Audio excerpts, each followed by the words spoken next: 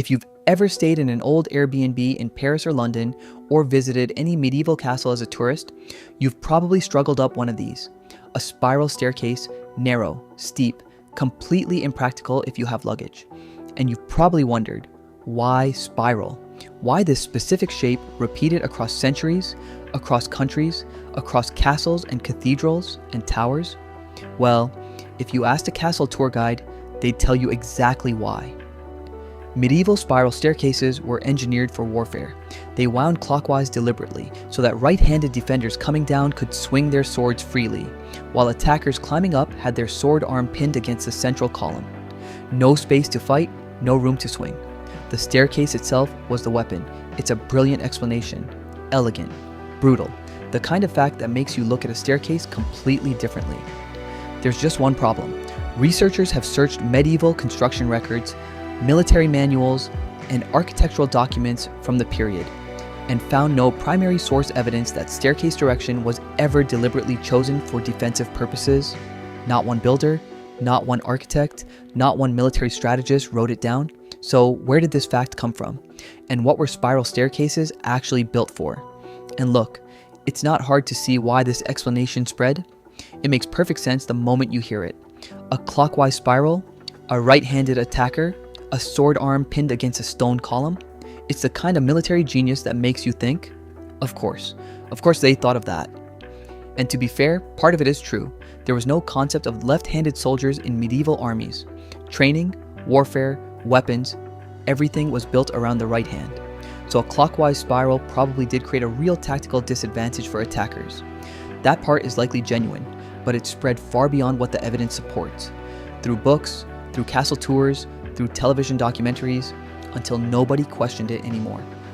When researchers actually started examining medieval castles systematically, the clockwise story started to get complicated.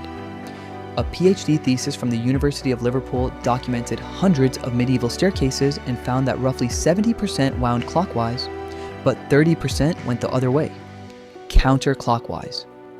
If the clockwise direction was a deliberate defensive calculation, why did 30% of castle builders get it backwards? Newcastle Castle, an actual medieval castle, went further. Their researchers found no primary source evidence from the medieval period itself, stating that staircase direction was chosen for defensive purposes. And when you start actually counting medieval and Renaissance staircases, the pattern breaks down further. Enough of them wind counterclockwise that the always clockwise for defense argument stops holding up. The Château de Chambord in France, built in the early 16th century and widely believed to have been designed by Leonardo da Vinci, features a famous double helix staircase. 2 spirals intertwined, one clockwise, one counterclockwise, so that people ascending and descending never meet. There are similar examples in Kent. If clockwise was a deliberate military calculation, nobody told some of the greatest architects of the era about it. The answer is almost embarrassingly practical. A spiral staircase can provide vertical access across multiple floors within the footprint of a modern elevator shaft. For a castle tower with 3-meter ceilings, rising 5, 6, 7 stories, a straight staircase would consume an enormous amount of floor space on every level, space that was needed for living quarters, storage, defense positions. Spiral staircases used fewer materials. They were faster to build, and they were structurally sound in ways that straight staircases inside narrow towers simply weren't. And then there was the narrow width. This part is real, documented, and genuinely clever, because a spiral staircase narrow enough for one person at a time doesn't just save space, it eliminates mass assault entirely. During a siege, attackers who breached the outer walls still had to climb to reach the defenders, one at a time, in a confined stone shaft, unable to swing weapons, unable to regroup, unable to rush.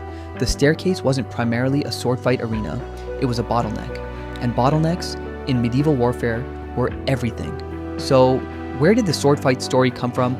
The answer takes us to 1903 and a man named Sir Theodore Andrea Cook, art critic, architecture enthusiast, fencing fanatic.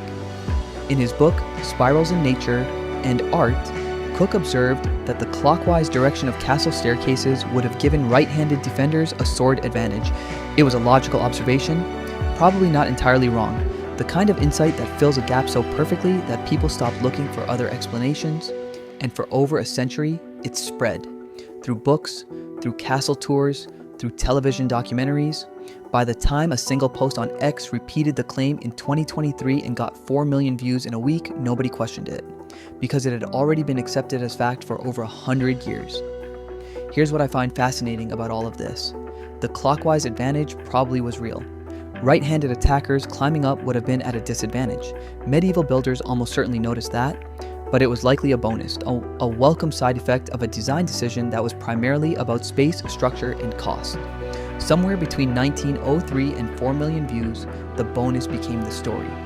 The engineering achievement, fitting a vertical highway into the width of an elevator shaft, eliminating mass assault through pure geometry, got quietly replaced by something more dramatic. A sword fight in the dark, a clever trap for unsuspecting attackers. The next time you struggle up a spiral staircase in an old Airbnb or a castle tower, luggage scraping against the stone walls, wondering why anyone thought this was a good idea, know that you're standing inside one of the most efficient architectural solutions ever devised. Centuries of engineering knowledge compressed into a shape that fits where nothing else could. The sword fight story is more exciting. I understand why it spread. I was disappointed when I found out it wasn't the whole truth. But maybe that's the real lesson here. We don't just want history to be true. We want it to be dramatic. We want the architects to be warriors. And when a story feels that good, we stop asking whether it's actually true. That's not just a medieval problem. That's a very human one. That's what Codex Obscura is here for.